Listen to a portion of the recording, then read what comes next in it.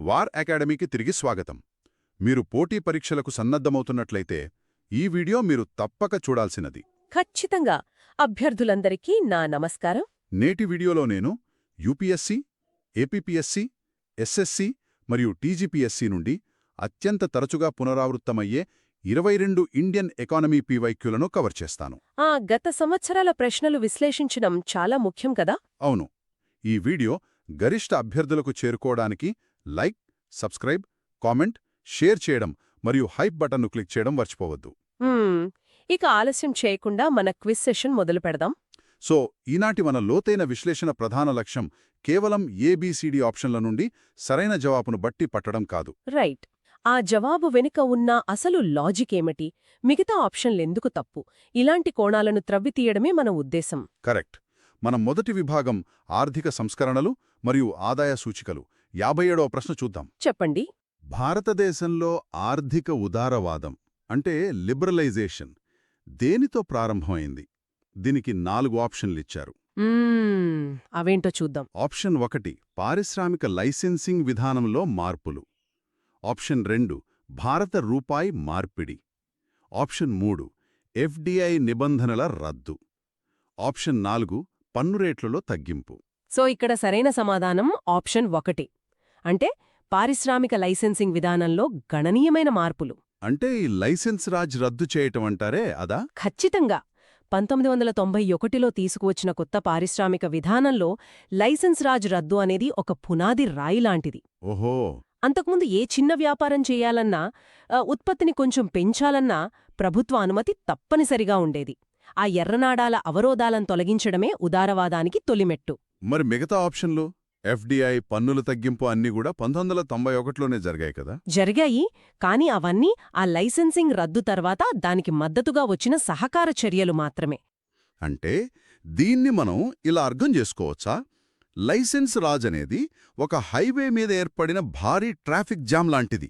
దాన్ని ముందు తొలగిస్తేనే కదా మిగతా వాహనాలు, అంటే విదేశీ పెట్టుబడులు, పన్ను సంస్కరణలు లాంటిది వేగంగా ముందుకు వెళ్లగలవు.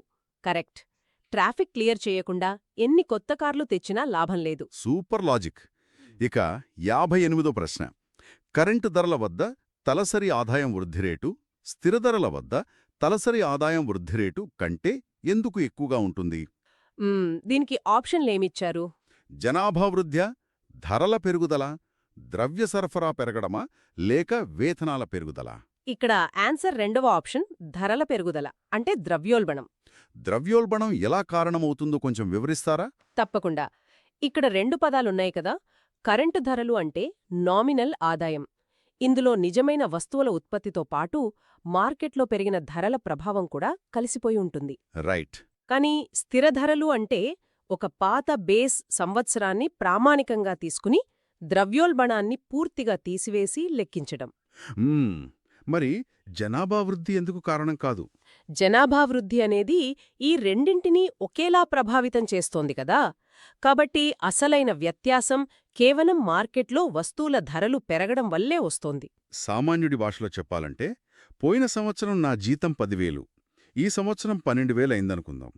వావ్, నా ఆదాయం పెరిగింది కదా అని సంబరపడతాం. అవును. కాని అదే సమయంలో మార్కెట్లో బియ్యం, నూనె ధరలు కూడా అంతే స్థాయిలో పెరిగితే నిజానికి నా కొనుగోలు శక్తి ఏమాత్రం పెరగనట్లే కదా. అదే స్థిర ధరల వద్ద లెక్కించటం అంటారన్నమాట. అక్షరాల అదే లాజిక్. అందుకే ఎప్పుడైనా దేశం నిజంగా అభివృద్ధి చెందుతోందా లేదా అని చూడాలంటే స్థిర ధరల వద్ద వచ్చే తలసరి ఆదాయాన్నే పరిగణనలోకి తీసుకుంటారు. చాలా క్లియర్. ఇప్పుడు 59వ ప్రశ్న. 8వ పంచవర్ష ప్రణాళిక అంతకు ముందున్న ప్రణాళికల కంటే ఎలా భిన్నమైనది? ఆప్షన్లు చెప్పండి. ఇది మునుపటి వాటికంటే భారీ వ్యయాన్ని కలిగుందా? వ్యవసాయంపై ప్రధాన దృష్టి పెట్టిందా? మౌలిక సదుపాయాలకు ప్రాధాన్యత ఇచ్చిందా? లేక ఈ ప్రణాళికలోనే పారిశ్రామిక లైసెన్సింగ్ రద్దు చేయబడిందా? సరైన సమాధానం మొదటి ఆప్షన్. అంటే 8వ ప్రణాళిక మునుపటి వాటికంటే గణనీయమైన భారీ వ్యయాన్ని కలిగి ఉంది. అంటే పెట్టుబడులు బాగా పెరిగాయన్నమాట. అవును. 1992 నుంచి 97 మధ్య కాలంలో అమలు చేసిన ఈ ప్రణాళికలో మొత్తం వ్యయం సుమారు 7,98,000 కోట్లు. అయితే ఇక్కడ అభ్యర్థులు పప్పులో కాలేసే ఒక పెద్ద ఎగ్జామ్ ట్రాప్ ఉంది. అదేంటి? చాలామంది పారిశ్రామిక లైసెన్సింగ్ రద్దు అనేది 8వ ప్రణాళికలోనే జరిగింది కదా అని 4వ ఆప్షన్ ఎంచుకుంటారు. అదేనా? కరెక్ట్. లైసెన్సింగ్ రద్దు అనేది 1991లో జరిగిన ఒక విధానపరమైన సంస్కరణ. అంటే అది పాలసీ డెసిషన్. అంటే ప్రణాళికా సంఘం రాసిన ప్రణాళికలో భాగం కాదంటారా? అవును, అది ప్రణాళికలో ముందే జరిగిన సంస్కరణ. ఆ సంస్కరణల పుణ్యమాని దేశంలోకి పెట్టుబడులు వెలువెత్తాయి.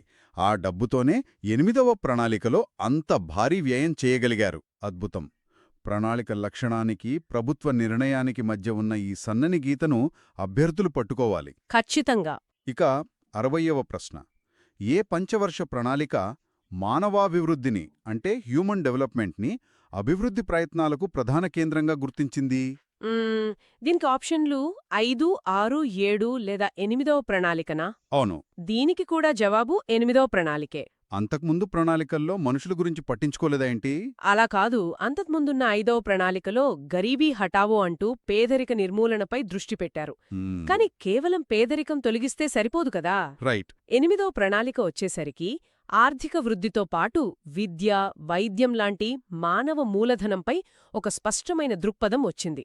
మనిషి నైపుణ్యం పెరిగితేనే దేశం ఎదుగుతుందని నమ్మారు. ఒక రకంగా చెప్పాలంటే కేవలం ఫ్యాక్టరీలు కట్టటం మానేసి ఆ ఫ్యాక్టరీలో పనిచేసే మనిషి ఆరోగ్యంగా చదువుకుని ఉన్నాడా లేదా అని చూడటం మొదలుపెట్టారన్నమాట. కరెక్ట్. అదే మానవాభివృద్ధి.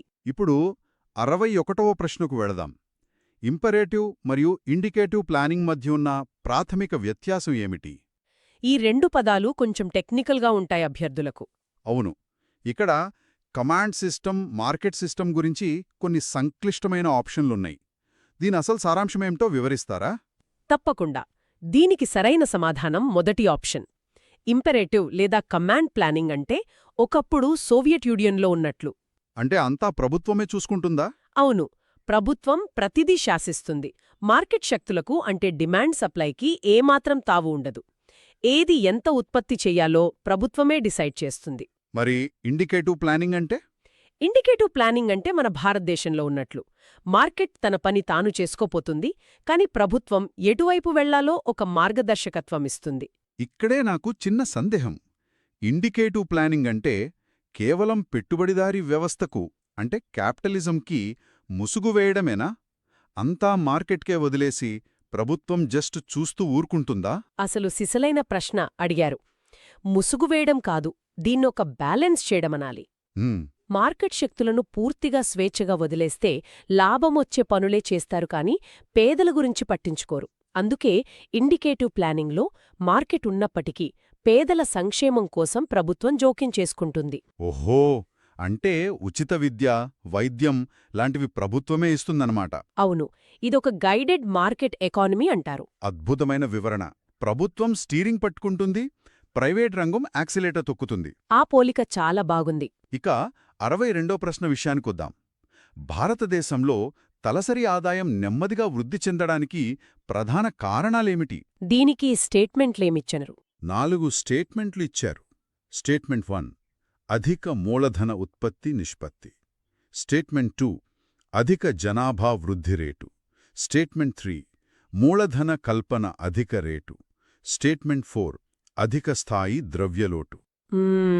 సరైన జవాబు 1 మరియు 2 మాత్రమే. అంటే ఆప్షన్ 4 అన్నమాట. స్టేట్మెంట్ 1 అధిక మూలధన ఉత్పత్తి నిష్పత్తి అంటే ఏంటి? ఇక్కడ అభ్యర్థులు ఐసిఓఆర్ కాన్సెప్ట్ అర్థం చేసుకోవాలి. ఇది ఎక్కువగా ఉండటం అంటే ఒక వస్తువును ఉత్పత్తి చేయడానికి ఎక్కువ పెట్టుబడి అవసరమవుతోందని అర్థం. సామర్థ్యం తక్కువ అని దానర్థం. ఒక్క నిమిషం, దీన్నొక చిన్న ఉదాహరణతో చూద్దాం. 2 ఫ్యాక్టరీలున్నాయనుకుందాం. మొదటి ఫ్యాక్టరీ ఒక పెన్ను తయారు చేయడానికి 10 రూపాయలు ఖర్చు పెడితే రెండవ ఫ్యాక్టరీ అదే పెన్ను కోసం 20 రూపాయలు ఖర్చు పెడుతోంది. అవును. అంటే రెండవ ఫ్యాక్టరీలో నైపుణ్యం, సామర్థ్యం తక్కువ. అదే ఐసిఓఆర్ ఎక్కువగా ఉండటం అంటే. నేను చెప్పింది సరైనదేనా? ఖచ్చితంగా. మన దేశంలో చాలా కాలం పాటు సామర్థ్యం లేకపోవడం వల్ల ఎక్కువ పెట్టుబడి పెట్టినా తక్కువ అవుట్పుట్ వచ్చింది. మరి జనాభా వృద్ధి ఎందుకు కారణం? దేశ ఆదాయం కొద్దిగా పెరిగినా ఆ ఆదాయాన్ని పంచుకునే జనాభా రాకెట్ వేగంతో పెరిగితే తలసరి ఆదాయం ఎలా పెరుగుతుంది? అందుకే ఈ 2 ప్రధాన కారణాలు. మరి మూడవ స్టేట్మెంట్ మూలధన కల్పన, అది వృద్ధికి మంచిదే కదా? అవును, పెట్టుబడులు పెట్టడం వృద్ధికి మంచిదే కాబట్టి దాన్ని నెగటివ్ కారణం అనలేము. క్లియర్. మనం కష్టపడి సంపాదించినదంతా ఈ జనాభా పెరుగుదల సిస్టంలో ఉన్న అసమర్థత మింగేస్తున్నాయన్నమాట. సరే, 63వ ప్రశ్న. డెవలప్మెంట్ మానిటరింగ్ మరియు ఎవాల్యుయేషన్ ఆఫీస్ అంటే DMEO దేని కింద పనిచేస్తుంది? ఆప్షన్స్ చెప్పండి. ప్రధానమంత్రి కార్యాలయమా, హోంశాఖ, క్యాబినెట్ సెక్రటేరియటా లేదా నీతి ఆయోగా? దీనికి సరైన సమాధానం ఆప్షన్ 4, నీతి ఆయోగ్. దీని పని ఏమిటసలు? 2015లో ప్రణాళికా సంఘం స్థానంలో నీతి ఆయోగ్ వచ్చినప్పుడు ప్రభుత్వ పథకాలు కేవలం కాగితాలకే పరిమితం కాకుండా క్షేత్రస్థాయిలో ఎలా అమలవుతున్నాయి అని మానిటర్ చేయడానికి ఈ DMEOను ఏర్పాటు చేశారు. చాలా ముఖ్యమైన సంస్థ అన్నమాట. ఈ వీడియో గరిష్ట అభ్యర్థులకు చేరుకోవడానికి లైక్, సబ్స్క్రైబ్, కామెంట్, షేర్ చేయడం మరియు హైప్ బటన్ను క్లిక్ చేయడం మర్చిపోవద్దు. అవును, అభ్యర్థులు ఈ వీడియోని మరింత మందికి షేర్ చేయాలి. సరే, 64వ ప్రశ్నలోకి వెళదాం. భారతదేశంలో సుస్థిర అభివృద్ధి లక్ష్యాల అంటే SDGల అమలు కోసం నోడల్ ఏజెన్సీ ఏది? ప్రణాళికా సంఘమా, పెట్టుబడుల ఉపసంహరణ కమిషనరా, నీతి ఆయోగా లేక ఆర్థిక సంఘమా? దీనికి ఆన్సర్ కూడా నీతి ఆయోగ్ ఏజెన్సీనే. Option 3 correct. ఐక్యరాజ్య సమితి SDG లక్ష్యాలను 2015లో కదా తెచ్చింది? అవును, అదే సంవత్సరంలో మన దగ్గర ప్రణాళికా సంఘం రద్దయి నీతి ఆయోగ్ వచ్చింది. కాబట్టి ప్రణాళికా సంఘం ఆన్సర్ కాదు. మరి ఆర్థిక సంఘం? ఆర్థిక సంఘం అనేది కేంద్ర రాష్ట్రాల మధ్య పన్నుల పంపిణీ చూసుకుంటుంది. రాష్ట్రాల వారీగా ర్యాంకింగ్స్ ఇస్తూ వాతావరణం, విద్య లాంటి లక్ష్యాలను రాష్ట్రాలు ఎంతవరకు సాధిస్తున్నాయో చూసే బాధ్యత నీతి ఆయోగ్దే. అంటే రాష్ట్రాల మధ్య అభివృద్ధిలో ఒక ఆరోగ్యకరమైన పోటీని పెంచడానికి నీతి ఆయోగ్ ఇచ్చే ఈ ర్యాంకింగ్స్ చాలా కీలకం. ఖచ్చితంగా. ఇక 65వ ప్రశ్న. లిమిట్ టు గ్రోత్ అనే భావనను ఎవరు ప్రతిపాదించారు? Club of Rome, UNESCO, Brundtland commission లేదా ఎజెండా 21? ఈ ప్రశ్నకు సరైన సమాధానం మొదటి ఆప్షన్, క్లబ్ ఆఫ్ రోమ్. ఈ రిపోర్ట్ ఉద్దేశమేంటి? 1972లో వచ్చిన ఈ రిపోర్టేం చెప్పిందంటే, అపరిమితమైన ఆర్థిక వృద్ధి, జనాభా పెరుగుదల ఇలాగే అదుపు లేకుండా కొనసాగితే భూమిపై ఉన్న వనరులన్నీ అంతరించిపోయి పర్యావరణ వినాశనం తప్పదని హెచ్చరించింది. ఇక్కడ చాలామంది అభ్యర్థులు బ్రంట్లాండ్ కమిషన్ అని కన్ఫ్యూజ్ అవుతారు కదా? అవును, అదొక ట్రాప్. బ్రంట్లాండ్ కమిషన్ 1987లో సుస్థిర అభివృద్ధి అంటే సస్టైనబుల్ డెవలప్మెంట్ అనే భావనను తీసుకువచ్చింది. లిమిట్ టు గ్రోత్ మాత్రం క్లబ్ ఆఫ్ రోమ్దే. సో వనరులకు ఒక లిమిట్ ఉందని, పర్యావరణం గురించి మొదటి డేంజర్ బెల్ మోగించింది క్లబ్ ఆఫ్ రోమ్ అన్నమాట. కరెక్ట్. ఇప్పుడు 66వ ప్రశ్న. పర్యావరణ కుజ్నెట్స్ కర్వ్ EKC తలసరి జీడీపీ మరియు పర్యావరణ నష్టం మధ్య ఉన్న సంబంధాన్ని చూపుతుంది. అయితే ఈ కర్వ్ ఆకారం ఏమిటి? ఆప్షన్లు inverted U, inverted V, inverted L ఏమనిచ్చారా? అవును, అవే ఆప్షన్లు. అయితే ఆప్షన్ 1 ఇన్వర్టెడ్ U ఆకారం కరెక్ట్. అంటే తలక్రిందులుగా ఉన్న U అన్నమాట. ఈ కర్వ్ వెనుకున్న మెకానిజం ఏంటి? ఒక దేశము వ్యవసాయం నుంచి పారిశ్రామిక దశకు ఎదుగుతున్న తొలి రోజుల్లో ఫ్యాక్టరీల వల్ల కాలుష్యం విపరీతంగా పెరుగుతుంది. అప్పుడు ఆ కరువు పైకి వెళుతుంది. కాని దేశం ఆర్థికంగా ఒక స్థాయికి చేరుకుని ప్రజల ఆదాయాలు పెరిగాక అప్పుడు స్వచ్ఛమైన టెక్నాలజీలు వాడటం మొదలుపెడతారు. అప్పుడు కాలుష్యం క్రమంగా తగ్గుతూ కర్వ్ కిందికొస్తుంది. ఒక్క నిమిషం, ఇక్కడ నాకు సందేహం. అంటే మనం దేశాన్ని అభివృద్ధి చేయాలంటే ముందు పర్యావరణాన్ని ఖచ్చితంగా నాశనం చేస్తేనే తర్వాత బాగుపడుతుందా? ఇది ఎలా సాధ్యం? మీరు అడిగిన ప్రశ్న ఆధునిక ఆర్థికవేత్తలు కూడా అడుగుతున్నదే. ఖచ్చితంగా నాశనం చెయ్యమని ఆ కర్వ్ చెప్పడం లేదు. మరి ఎందుకు ఆ ఆకారం వచ్చింది? చరిత్రలో బ్రిటన్, అమెరికా లాంటి దేశాలన్నీ ఇదే పంథాలో వెళ్లాయని ఒక నమూనాను మాత్రమే చెప్తోంది. కానీ ఇప్పుడు భారతదేశం లాంటి దేశాలు తొలి దశలోనే సోలార్ ఎనర్జీ వాడి ఆ కర్వ్ను ఫ్లాట్ చేయొచ్చు కదా అన్నది నేటి వాదన. పర్యావరణాన్ని కాపాడుకుంటూనే వృద్ధి చెందాలి. అద్భుతం. ఇక మన భారత పారిశ్రామిక చరిత్రలోకి వెళ్దాం. 67వ ప్రశ్న. భారతదేశంలో ప్రణాళికాబద్ధమైన అభివృద్ధిని తీవ్రంగా వ్యతిరేకించినది ఎవరు? ఆప్షన్లు చెప్పండి. మహాత్మాగాంధీ, జవహర్లాల్ నెహ్రూ, ఇందిరాగాంధీ లేదా రాజీవ్ గాంధీ? దీనికి జవాబు ఆప్షన్ 1 మహాత్మా గాంధీ గారు. గాంధీగారు ఎందుకు వ్యతిరేకించారు? ఆయనెప్పుడూ భారీ పరిశ్రమలను ఒకే చోట కూర్చొని దేశం మొత్తానికి ప్రణాళికలు వేసే కేంద్రీకృత వ్యవస్థను సమర్థించలేదు. ఆయన దృష్టిలో అసలైన అభివృద్ధి అంటే గ్రామస్వరాజ్యం, కుటీర పరిశ్రమలు. మరి నెహ్రూ గారి మోడల్ వేరు కదా? అవును. నెహ్రూ గారు భారీ పరిశ్రమలు మరియు ప్రణాళికా సంఘం ద్వారా రష్యన్ తరహా కేంద్రీకృత అభివృద్ధి మోడల్ను నమ్మారు. ఇద్దరి లక్ష్యం దేశ అభివృద్ధే అయిన మార్గాలు వేరు. నెహ్రూ గారు ఉక్కు కర్మాగారాలను ఆధునిక దేవాలయాలుగా చూస్తే, గాంధీగారు పల్లెలను దేశానికి పట్టుగొమ్మలుగా చూశారు. చాలా చక్కగా చెప్పారు. సరే, 69వ ప్రశ్న.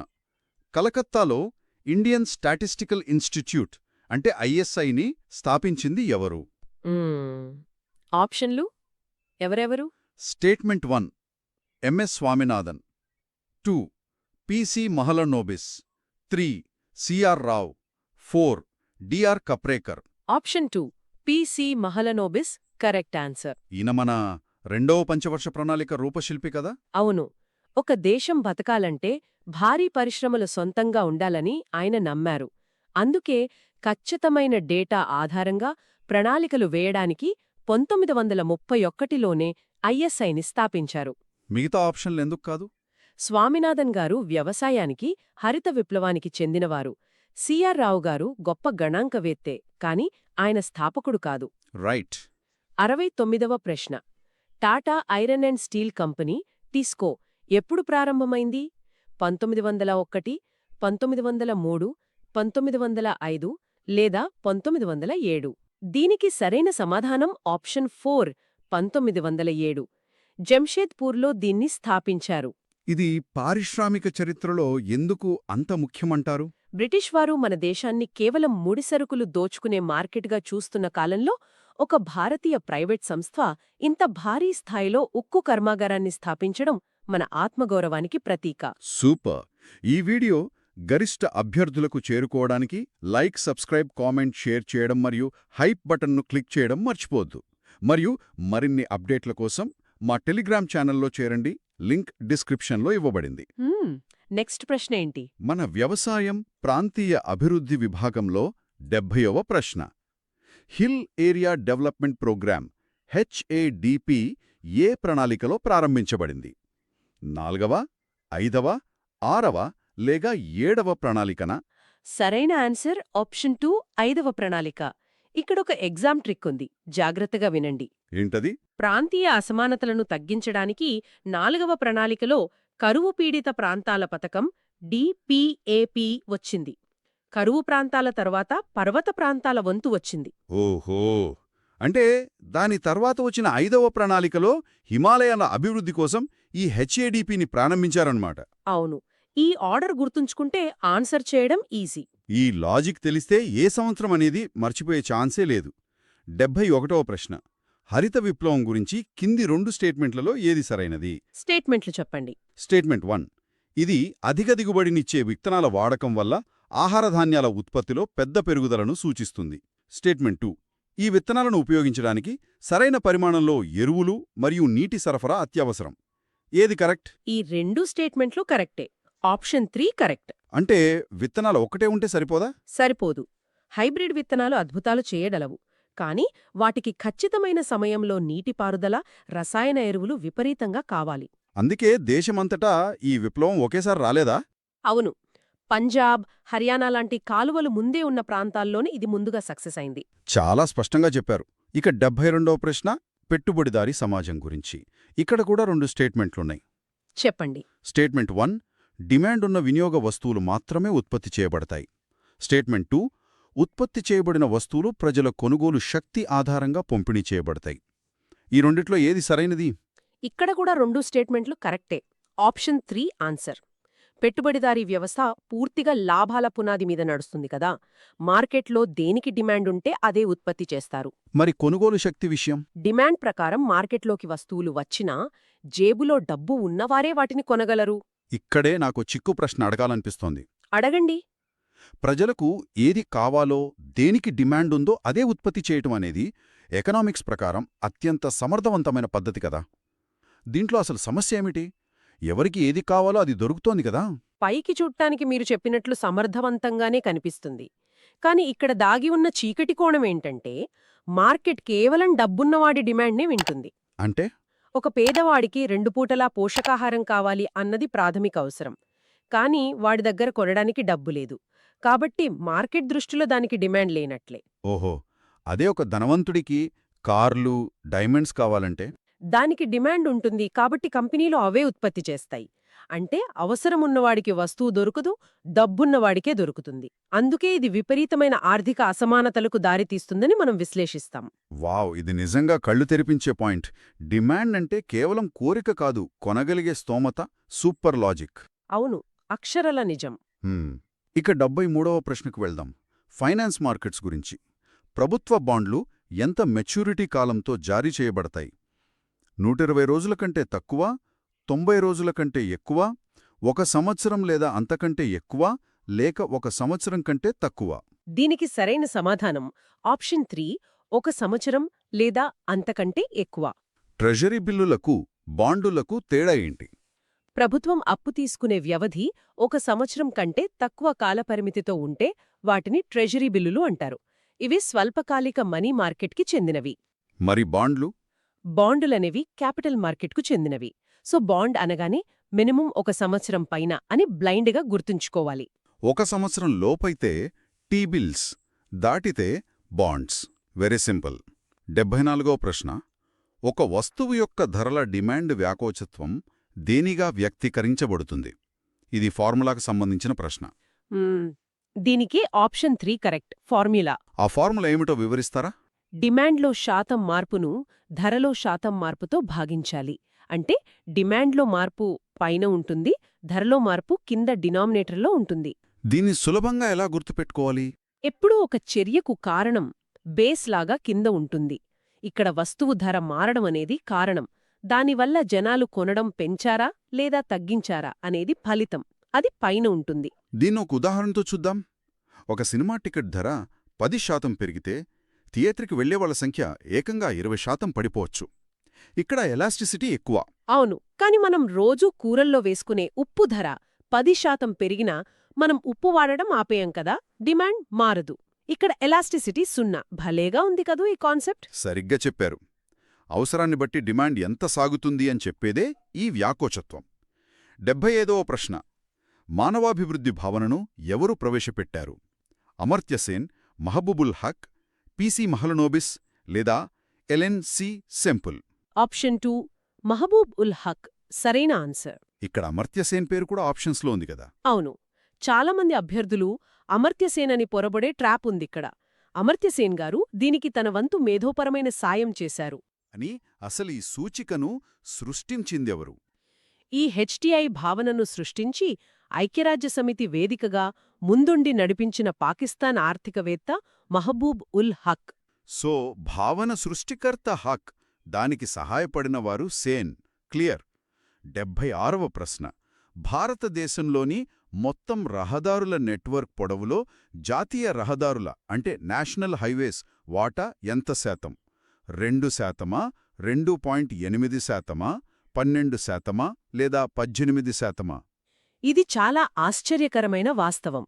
జవాబు ఆప్షన్ 1 కేవలం సుమారు 2% మాత్రమే. కేవలం 2%మేనా? అవును, కాని ఇక్కడే మీరు గమనించాల్సిన ఒక విపరీతమైన విశేషముంది.